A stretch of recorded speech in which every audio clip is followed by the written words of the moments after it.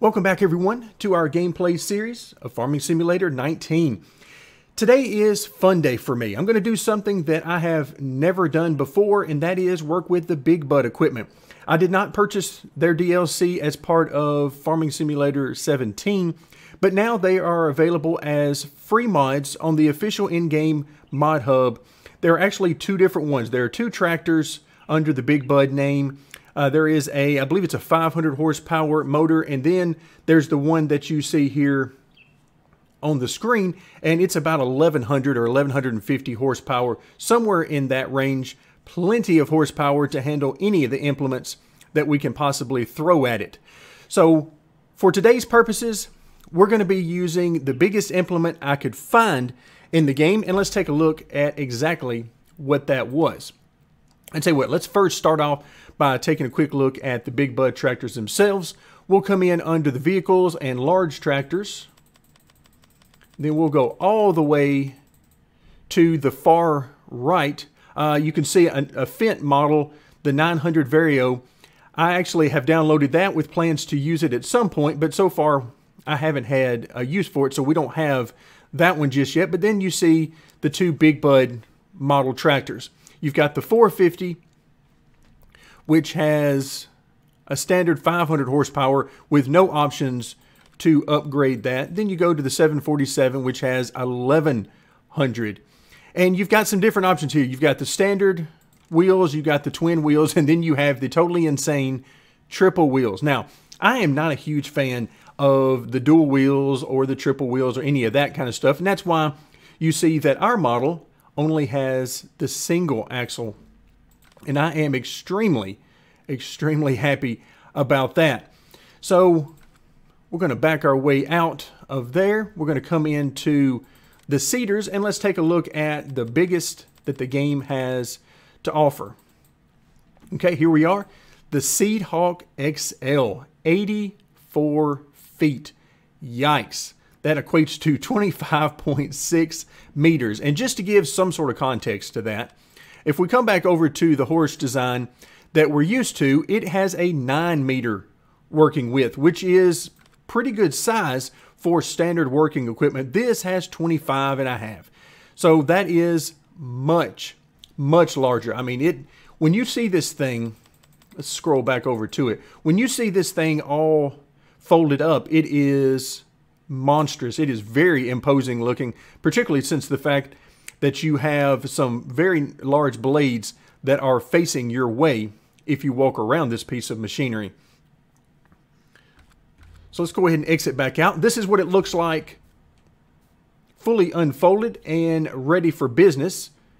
I mean, just an absolutely monstrous model. Now, unfortunately, the first Big Bud tractor is not strong enough to pull this piece of equipment, which is very weird to say. So where are we going to be doing our work? Well, we're going to be on field number 23, and it is located toward the bottom right-hand corner over here near where we've got a couple of sell points. The harbor is right here in the center of the map on the bottom. So it's very nicely located. And the reason I chose this one was basically I was looking for one of the bigger fields on the map. And of course, you've got field 29 is huge, 31 is huge, 23 not quite as huge, but it did have one distinct advantage for me, and that is that it is a standardized shape. I didn't want to get into too many different types of shapes because I'm not sure about the maneuverability of this thing. So we're actually going to hop in. You notice that on this particular field there are potatoes growing currently. We don't care about that. All right, let's actually get in here and let's see what we can do. Let's go ahead and get our sower lowered to the ground. Then we're going to turn it on, and we're going to drive this thing for just a moment. Let's see what happens. Okay, absolutely nothing happened.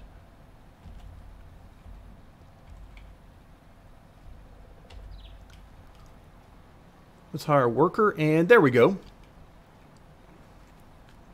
All right, so this guy is already started. That is absolutely a huge amount of working with. So again, this isn't necessarily the absolute biggest field in the game, but its standard shape was really appealing to me.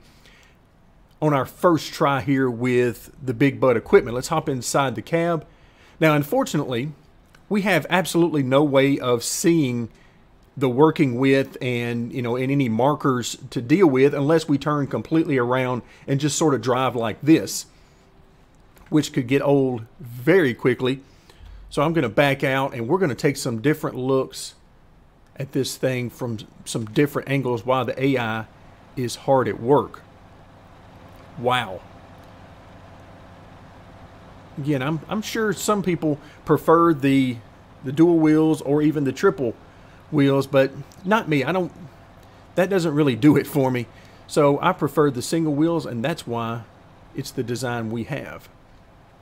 And in fact, I'm not really a huge fan of the big bud tractors overall. I just don't like the look of them. Obviously, they are more than capable of handling any of the equipment you could throw at them, but I just simply don't like them. Okay, yep, he's cutting off some at the back, and he's doing that because there are poles in the way, so he's got really no choice but to do that. I was wondering how much of the field he was going to cut off, but it turns out he's going to cut off a good little bit there. That's a fairly large amount. Now, it is an articulating tractor on the rear. You can see the difference here on the side. I'll try to zoom in on that. If you're not familiar with the big bud equipment, I'll try to zoom in and show you what that looks like the next time he turns around at the end of the field. But overall, this guy is certainly capable of anything we can throw at it. And 25.5 or 25.6 working meters is just huge. You can see we're going to make reasonably short work of this particular field while doing this. But back to what we were talking about with the looks, I'm just not a big fan of the looks, and that's mostly the reason why I haven't tried these out before now, since they are a free mod available within the official mod hub. All right, let's see what this guy is going to do when he gets down here. Now, I would imagine he's going to go all the way to the end because I really don't see anything in his way. There are some power poles, but they're at a fairly good distance. I don't think that's going to be an issue on this end of the field. And of course, because we own this land, we own all of this land right up until you get over to the road that cuts through there. Sure enough, there he goes. So let's zoom in a little bit, and you can see there the articulating design. He's not having to take full advantage of it with this equipment. I was thinking he might have to. All right, there we go. He's going to get lined up, get everything lowered and turned on, and he is all set. So this is a fascinating piece of equipment. In fact, I've been meaning to look up some real-world videos of equipment this size working just to get some sort of an idea of how this works in real life, because this is unreal to me to see this sort of working with. I mean, again, we're talking about 84 feet wide on this. That is monstrous. So normally what I would do on a field this size, if I were going to work it, I would simply have two sets of equipment out here.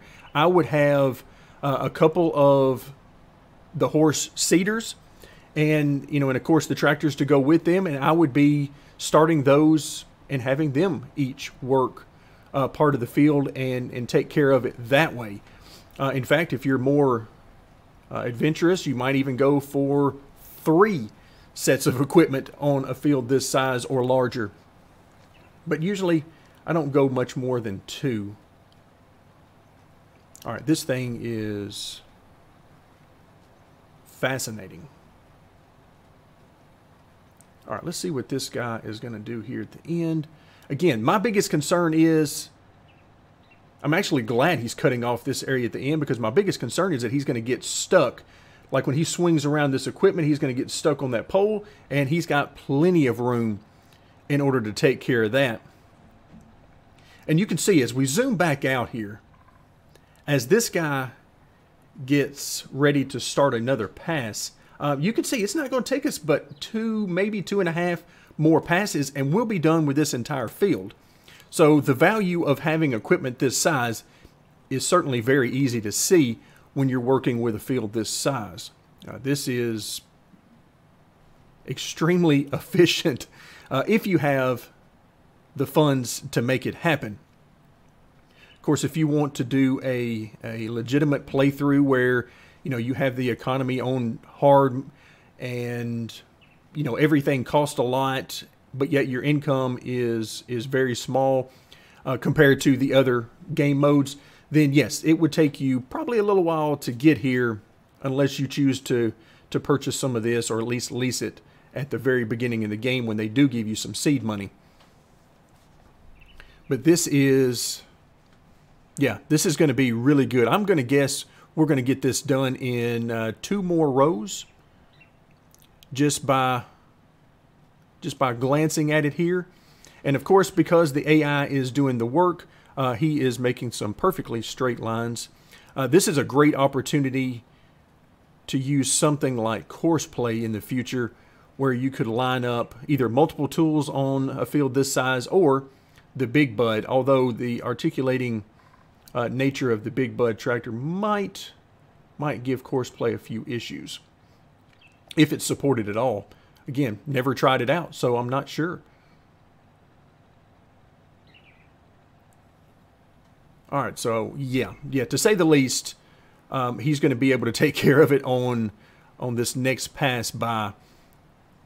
I actually thought we had a little bit more land. Now we're going to have the issue of the railroad tracks running right down the side of the field. So there are obstacles all over the place when you're working with this type of tremendous working width. So let's see how he actually goes through this, because if he tries to line up the traditional way, meaning the edge of the equipment will be on the edge of the working part of the field, then this is going to be interesting. He might be clipping into the railroad tracks, which is going to cause big issues if the railroad comes by. And if that train comes by, it's going to be bad news for us. So there's nothing like a little drama to get your farming blood flowing. I'm keeping an eye out for the train. I believe it's going to be coming from this direction toward us, but we'll have to wait and see. All right, also, let's make sure he doesn't clip that power pole. And he's going to be close, but I don't think he's going to do it. No, he still had enough room there. And sure enough, he's going to line this thing up. It looks like right on the edge there. Yep, that's exactly what he's going to do. Which is understandable, given how the AI is programmed. And the only time it would cause any issues is in a situation like this, where you have a tremendous working width. So now, we got to see how this all plays out. Because, as you can clearly see, a train would really ruin our day right now. So let's see if it happens. Part of me is thinking, I really, really hope the train doesn't come down through here. The other part of me is really hoping it does. And looks like the second part of me is going to get its wish. So let's see what happens here. Now, the responsible thing to do would be to simply hop into the tractor, stop it, and move it out of the way. But we're not going to do that. Look how close we are to the end. And so it's going to catch us, and what happens? Boom! Oh yeah. Yeah, helper A is blocked by an object. To say the least, it was blocked by an object. Okay, let's go ahead and get turned around. The worker, I'm not sure. We may have killed the worker right there because he is no longer available. So we're going to try to get this thing lined back up and see what we can do. Wow. That was quite a little ride. Now, obviously, because of the way the game is made, there's no destruction or damage to your equipment, so you don't have to worry about that. It might actually increase the amount of time it takes for maintenance, or how quickly you need to undergo maintenance. But other than that, all right, let's see what we've got here. We'll go ahead and hire a worker here in just a second. Let's see. Yeah, let's go ahead and get him. That should be lined up pretty good. so that he's going fairly straight. Yeah, that's going to be very nice. He's still hanging off the edge of the field just a little bit, but certainly not enough to cause us any issues like what we just had. So overall, I'm going to have to go out on a limb here and say that our first experience with the Big Bud tractor was interesting. It was interesting. It is no doubt very efficient because we have taken care of this field in really no time. I mean, this was extremely efficient, as well it should be given the cost of the equipment and the tractor. But there you have it. We are done. So when we come back next time, we're going to have to see if we can harness some way of getting the combine through here as quickly. Maybe 2 combines. Maybe we'll drive one and let the AI drive one. I'm not sure.